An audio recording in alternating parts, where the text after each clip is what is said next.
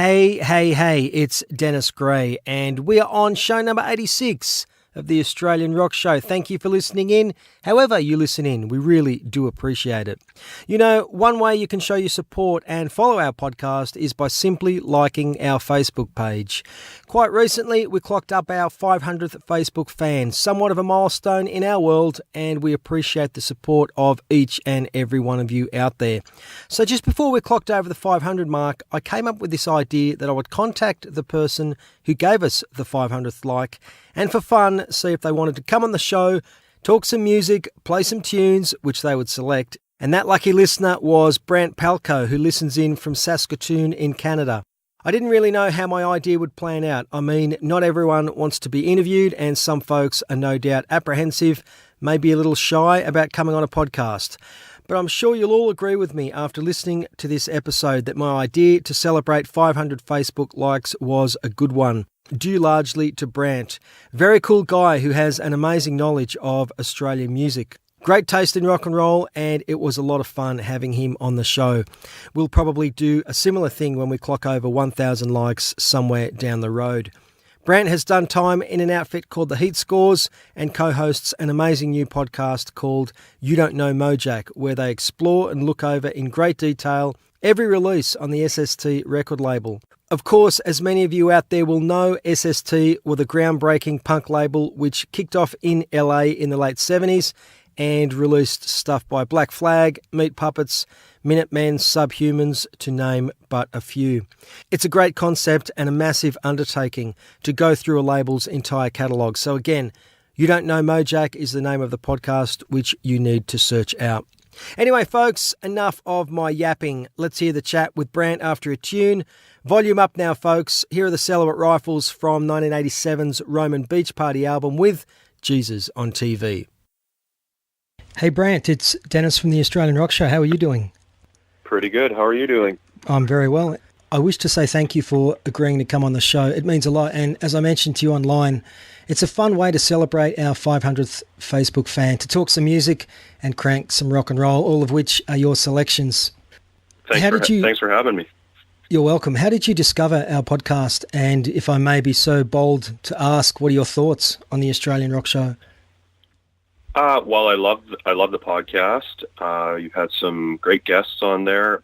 To be honest with you, I can't remember how I came across it. I probably Googled a band at some point and came across it that way. I myself have a radio show here and a podcast as well, and I love all the Australian bands. And the radio show that I do has two co-hosts on it, and we play tons of Australian music on it. So I'm kind of, it's right in my wheelhouse for sure. What's the name of your podcast?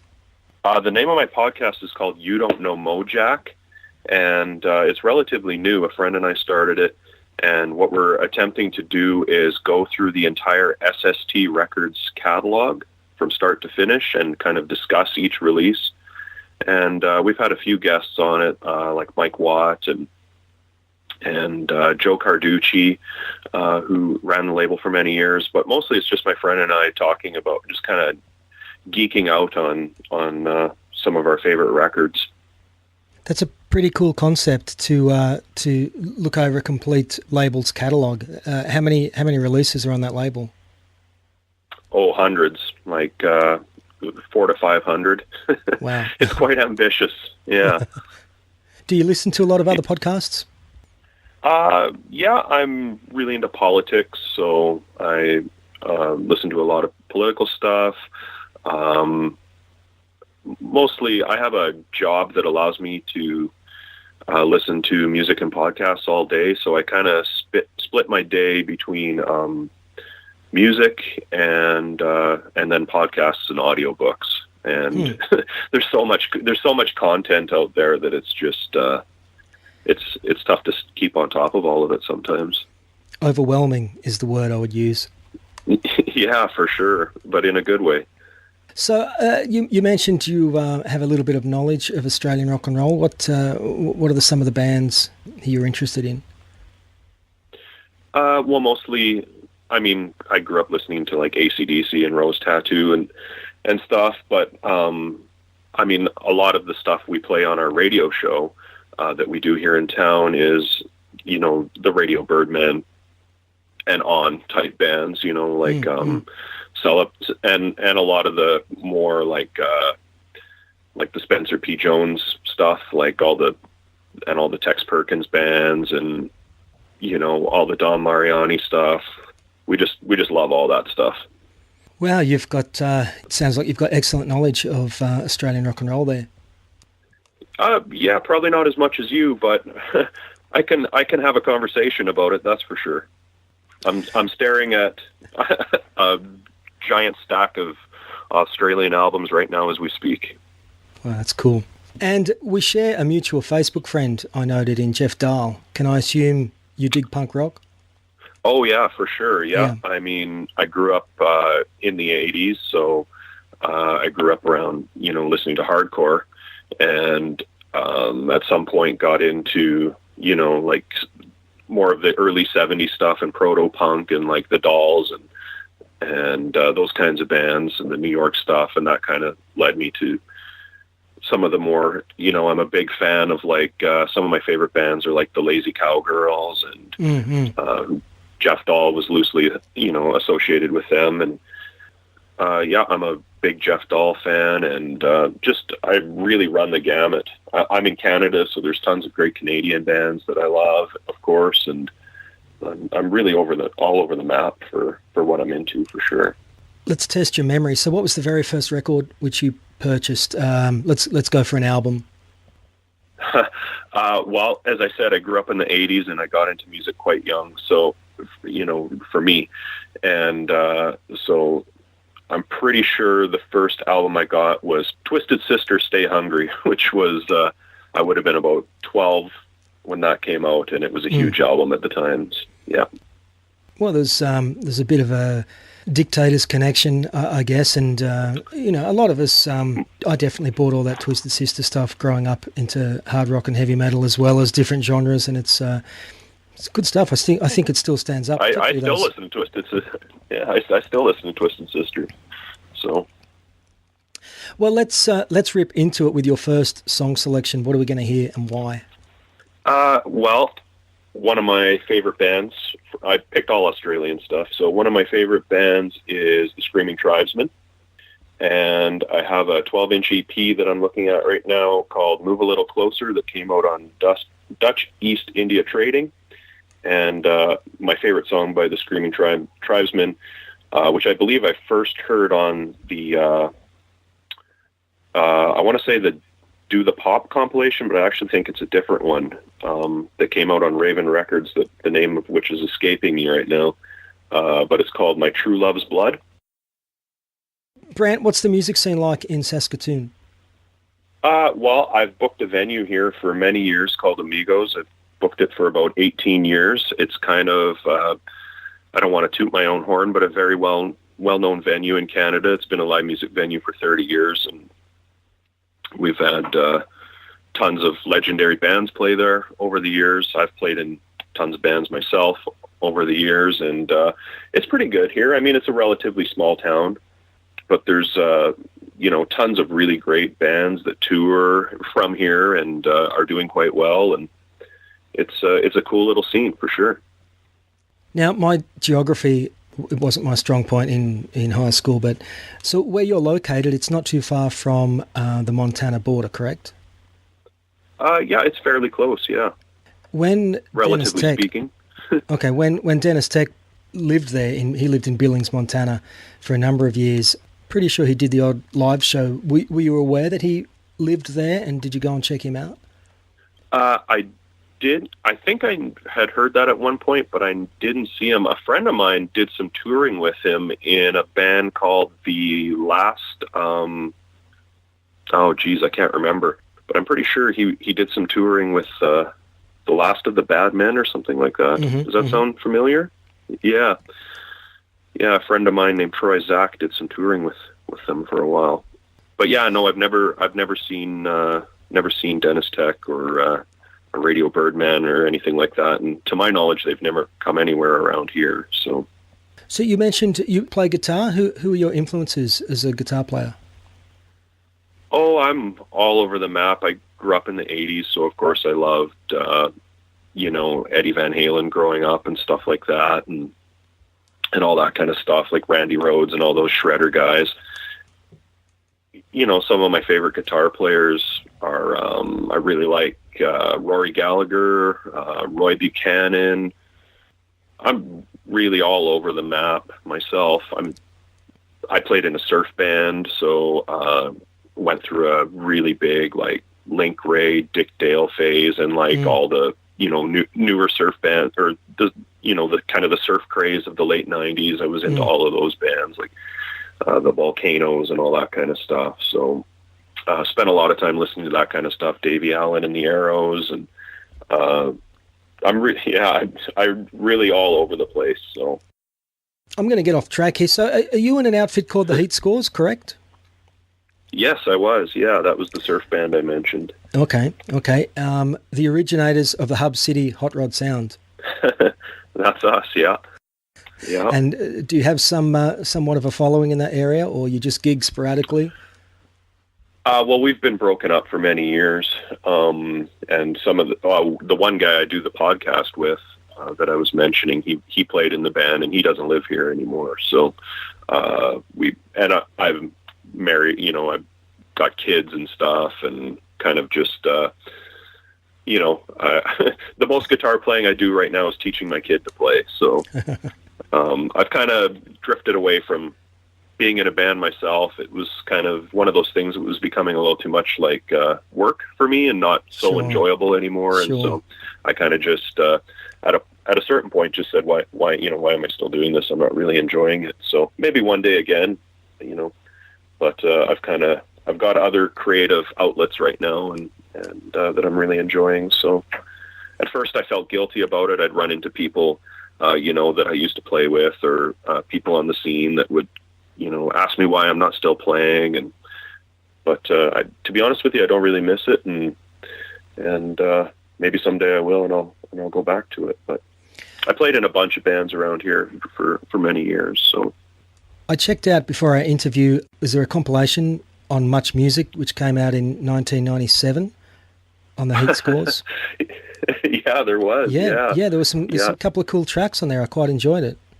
Oh, thank you. Yeah, we did play our local radio station, the one that I do the radio show on, CFCR. They do they're a nonprofit, or a community radio station. So they do fundraisers every year, and they asked us to play. I think it was last year. We played with a really popular Canadian band called the Sadies, and they asked us to open up for them for a benefit show for this station, and so that was really fun. We hadn't played in probably close to a decade, and so there was a whole bunch of people that had never seen us. So that was really fun. And around that time, I set up a Bandcamp page and kind of made a compilation, I guess, on Bandcamp that people can download for free if they're interested. Why don't we play something by the Heat Scores now? Why don't you choose something? Oh, geez. Let's play a track called Chopped and Dropped. That was always one of my favorites, written by our bass player, Ryan, who is the fellow I mentioned that I do the podcast with. Okay, so I think today I'm hoping you can give myself and our listeners a lesson in Canadian rock and punk rock, which makes me want to ask, who is the most famous band to come out of the Saskatoon region? Out of Saskatoon? Probably, I'm going to say right now there's the Sheepdogs, maybe, are fairly well known. There's a band called the Northern Pikes that had some pretty big hits in the late 80s and the early 90s. Did they have a single called She Ain't Pretty, something like that? Yeah. Okay, that's them. Yeah, so we have a thing in Canada called CanCon, which regulates that radio stations have to play a certain percentage of Canadian content. So I often wonder how big some of these songs are in other countries, because here, that's a big hit because, it's a good song, and they were a very popular band, but it also gets played a lot by commercial radio stations trying to fill their CanCon quotas. So that's interesting. Yeah, and they played, I think, just the other night here in town. They did a reunion show, and they're all great guys. Jay Semko from that band also does a radio show at the station that I mentioned, and had a career as a solo artist, and I believe he's done some scoring for some TV. So, Brant, second song is up, mate. What have you got for us? I've got a New Christ album called Divine Rights, which is a 12-inch EP. Yeah, and I like all of it, but I've always really liked this track, Dead Girl. You know, I don't think the New Christs get enough credit. At least, I mean, maybe they do over there, but you hear a lot about Radio Birdman, but to my mind, the New Christs were as good as Radio Birdman. Did you ever hear of an all-girl band from Halifax called Jail? Now, I saw them supporting L7 in London circa 1994. They cut a couple of good albums on Sub Pop. Not sure if they're still around, though. Yeah, they're not still around. They played the club that I book at, Amigos, many times over the years, and definitely heard them. I can't recall if I've seen them. I saw so many bands there in the 90s, and a lot of those East Coast Canadian bands like Eric's Trip and Hardship Post and all those bands. But yeah, they're a very cool band. I've racked my brain before this interview for Canadian bands, and I've got to ask you: are D.O.A. Canada's greatest punk outfit, or Teenage Head? Dayglow Abortions. Teenage Head. Well, you just mentioned two of my three favorite Canadian bands, I think. Teenage Head is one of my all-time favorite bands. D.O.A. is, I've seen them probably more than any other band. I've probably seen D.O.A. 40-plus times over the years, and they're always amazing, and they still are. And another one of my favorite bands from Canada is a band from Victoria called No Means No. Who broke up, or I should say retired a few years ago, and I've also seen them dozens of times, and just an amazing live band. Good stuff. And I know that you've I'm crushing your Australian selections here, but just talking about some of these bands makes me think that a lot of our listeners should know about these bands. Obviously, a lot of people will, but why don't you select a D.O.A. track for us to crank? Oh, a D.O.A. track. They've got so many. You know what? Like their early stuff, I love. I love all the D.O.A. stuff. I really like 13 Flavors of Doom, a kind of a comeback album that's more of a rock album. But I really like the stuff that a guy who sang for a Canadian band called the Subhumans for many years. That he sang on, Wimpy Roy, and Brian Goebel is his real name, and he passed away a couple years ago, so I think I'll pick one of the ones he sang on, and it's a track I've always liked called Endless Sky that's on an album called True North Strong and Free. Now, before this chat, I tried to write down as many Canadian bands as I could. Let me read out a few, and feel free to stop me and interject with your opinions. Are you ready? Oh, I surely will, for sure, yeah. I bet I have an opinion on almost all of them. April Wine. Yeah, well, they're one of those bands that gets played a lot because of those CanCon, and okay. No comment on April Wine. Okay, Tea Party. Same. They've played here a lot. They have quite a large following in Australia. Did you know that? Yeah, I've heard that, actually, now that you mention that. Yeah. Killer Dwarfs. Killer Dwarves, I've seen. Like? Pretty high energy band. Lots of pretty crazy. The singer does like flips and handstands, and yeah, I saw them way later. But of course, their videos were on high rotation on Much Music here when I was a kid, and they were always really funny videos. So when I got a chance to see them later on, I jumped at it for sure. Here's one you may be familiar with: Martha and the Muffins. They had a top 10 hit here called Echo Beach back in 1979, which I remember as a kid. And so you're familiar with Martha and the Muffins, obviously? Just that song. It's a staple here as well, for sure, yeah. Coney Hatch, Helix? Yeah. Yeah, I know both of them. I, again, grew up in the 80s, so Rock You Like a Hurricane was, here, it was huge. You know, I'm sure it was. I'm not sure if that was a worldwide kind of hit or what, but it certainly was here. Pursuit of Happiness. Yeah, Pursuit of Happiness is a very well-known band. They got their start in a city that's fairly close to here, Edmonton. Yeah, they had some success here. I know I saw them in a club. They had a big hit. I'm an Adult Now, from memory, something like that. 1990. Yeah, that's 91. the song. Yeah. Okay. What about Headpins? I believe they're an East Coast band. Just really just know the hits kind of thing. Okay. Now the Evaporators, I know, cause Nardwar. Human Serviette is in that outfit. Yeah. He sure is. Yep. What about Fifth Column, a Toronto band, right? Yep, kind of a punk band, I think more aligned with like the 80s hardcore scene, maybe, if I'm not mistaken. Riot Girl bands, that kind of stuff. Yep. What else have I got for you? What about Steppenwolf? Were they from Canada? I don't know if they identified as a Canadian band. But certainly, what's his name? The singer, his name's escaping me, but he's Canadian, I'm pretty sure. Yeah. Good stuff. What about Thor? He's the Thor. I could get Thor. He's Canadian. Yeah. Yeah. He is. He's kind of loosely associated with Joe Keithley from D.O.A.'s label recently. Oh, really? I think he's released a few of his, maybe a newer album, and I believe Henry Rollins is on it, actually. Oh, maybe there's something worth checking out. Yeah. Brant, what have you got for track 3?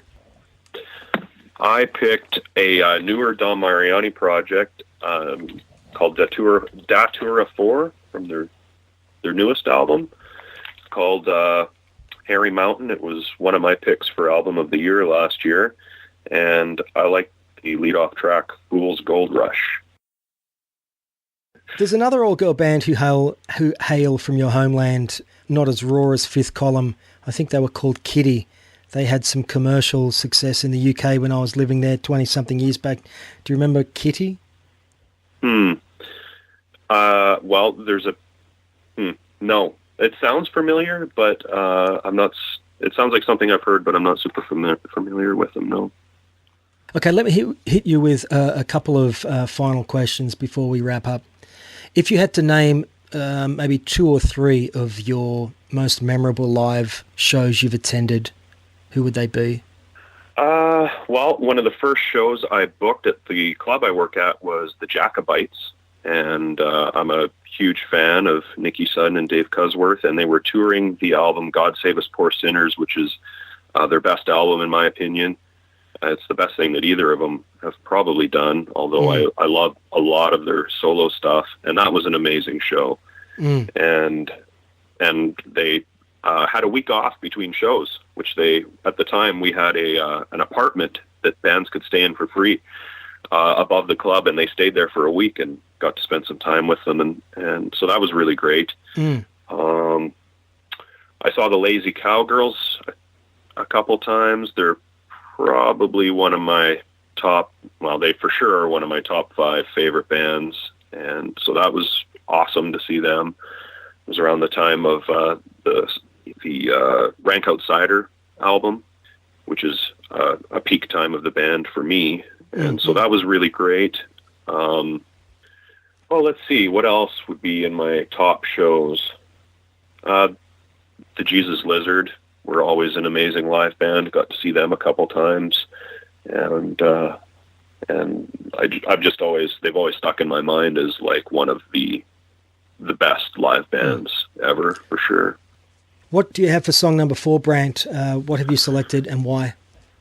Well, I picked a Hitman track because they're one of my favorite Australian bands, and I really enjoyed your Johnny Canis interview, and I'm going to interview you now because you mentioned that or he mentioned, one of you did, that they were contemplating a move to Canada at one point, and I'm wondering what you can tell me about that, because I had never heard that before. Chris Mazawak is obviously Canadian, and they were contemplating moving in with Chris's dad just to take a break from Australia. It never eventuated. I don't know too much more other than that. But as I said in that interview, it could have given them a new lease of life. So who knows? I saw the Hitmen last Saturday evening, a week ago. And wow. Johnny Canis is turning back the clock. They've just been in the studio this week, and they have some new stuff due out early next year. So I'll ask him. Wow, that's great. Yeah, that's awesome for sure. It really piqued my interest. I'd never heard that. I wasn't sure if they had like a, something lined up with a Canadian record label, or if it was just, like you said, the convenience of having a place to stay or whatever. What Hitman? I got off track there. What track are you going to choose? Mercenary Calling. Well, I think we should wrap this show up. Have really enjoyed chatting with you today. You've given myself and many of our listeners an education on Canadian music, which has been very enjoyable, and you've also showed myself and many of us that great Australian music is appreciated and loved in different parts of the world. Yeah, it's absolutely, for sure. I know lots of people that love all these bands, like Celibate Rifles and Beasts of Bourbon, and all those bands are just to us, like, those are mythical bands. So for you to say you saw the Hitmen just last week is really cool. Brant, did you want to give our listeners the name of your podcast and details about how they can find that online, please? Yeah, so it's called You Don't Know Mojack, Mojack, and you can find us just about anywhere where you listen to podcasts, iTunes, and we have a Facebook page, we have Twitter or Instagram, we're on Tumblr, and it's all just You Don't Know Mojack. Thank you, and I think you've got one track left, haven't you? I do, actually, yeah. I'm glad you asked. Well, that will be our closing song. What have you got for us, and why? I picked a track off my favorite Cosmic Psychos album, Oh What a Lovely Pie. No one ever talks about this album, at least not over here. And I think it's their best album by a long shot. It's hard to pick a favorite for me, but I like the lead-off track, Can't Keep a Good Man Down. Thank you again for coming on the show. You've got great taste in music, and please keep in touch. Thanks for having me, and I love your show. Keep on doing what you're doing. Cosmic Psychos there, Can't Keep a Good Man Down, from their 1997 album, Oh What a Lovely Pie. Hard to believe that release is 20 years old. From memory, I think we saw them on a bill with the Melvins that year at Peakhurst in Sydney, which was a great night of rock and roll. Incidentally, their record from a couple of years back, Come the Raw Prawn, has some great tracks on it, so go search that out if you have not heard that one. Well, I hope everyone enjoyed this special episode of the Australian Rock Show with the help of Brant from Canada, who was our 500th Facebook fan. It was a lot of fun chatting with Brant and piecing this show together, and it's something we'll do again when we hit the 1,000 mark. You Don't Know Mojack is the podcast which Brant co-hosts, so make an effort to listen in. It's a cool concept, and I wish them well. Folks, my brother mentioned Australian Rock Show t-shirts on the previous show, and we have just received a whole bunch of them. Medium, large, and extra large. Black in colour, with our Flying V Southern Cross logo on the front. I'll post a photo on our Facebook page with more details, so check that out. Or alternatively, email us at australianrockshow@gmail.com for more info. Folks, it's time to get out of here. Visit our online home at australianrockshow.com. All the past episodes and lots of info on Australia's loudest and proudest, and may I say coolest, rock and roll podcast is there waiting for you. Contact us via the email address I just mentioned, australianrockshow@gmail.com. Find us and follow us on Facebook. Hear us at places like iTunes, Stitcher, TuneIn and Mixcloud. If you dig what we do and you're in a festive mood, hit the donation button on our homepage and send us a few bucks. It means a lot and is a great way to support what we're doing with this podcast. If you send us $5 or over, we'll play you a song of your choice. How cool is that? Now, during this show, Brant mentioned one of our favourite bands called the Jacobites, an outfit who really should have been massive. The Jacobites featured the talents of Nicky Sudden and Dave Cusworth. And back when my brother and I had a label which was called Vicious Kitten Records, we issued the Australian release of Nicky's album called Red Brocade, which is a stunning release, it really is. Anyway, my brother owned the Jacobites album which Brant mentioned on this show called God Save Us Poor Sinners. Pretty damn sure he wore the grooves out on that thing as he played it so often, which meant I also got to know and love that record as well. It seems like a great reason to close out this particular show with something from that. Thanks once again for tuning in, folks. Look out for the next show, which will not be too far away, and you all know the drill by now. If you're listening in whilst driving, turn the volume up and roll the window down so you can educate others. Lifted from their 1998 release, God Save Us Poor Sinners.